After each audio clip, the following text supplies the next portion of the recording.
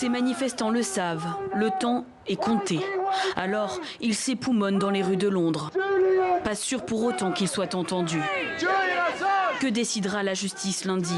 Julian Assange est en effet menacé d'extradition par les États-Unis. Il est temps que les gens comprennent à quel point la situation est critique, car il ne s'agit pas seulement de Julian Assange, il s'agit de sa vie, oui, mais aussi de l'avenir du journalisme qui est en danger ici. Julian Assange, 48 ans, hacker, fondateur du site Wikileaks et surtout auteur de la plus importante fuite de documents secrets de l'histoire. Un fait d'armes qui pourrait lui valoir de passer le restant de ses jours derrière les barreaux. 175 ans de prison pour espionnage, c'est ce qu'il risque aux États-Unis.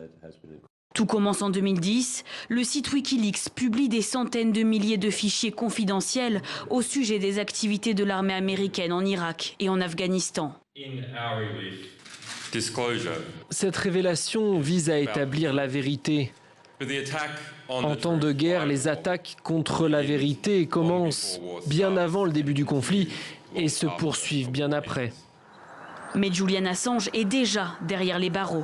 Voilà 9 mois qu'il est ici dans cette prison de haute sécurité de Belmarsh à Londres pour avoir enfreint les termes de sa liberté conditionnelle en 2012. Il a été arrêté en avril dernier à l'ambassade d'Équateur où il était réfugié depuis 7 ans. Aujourd'hui, ses proches et ses avocats alertent sur ses conditions de détention.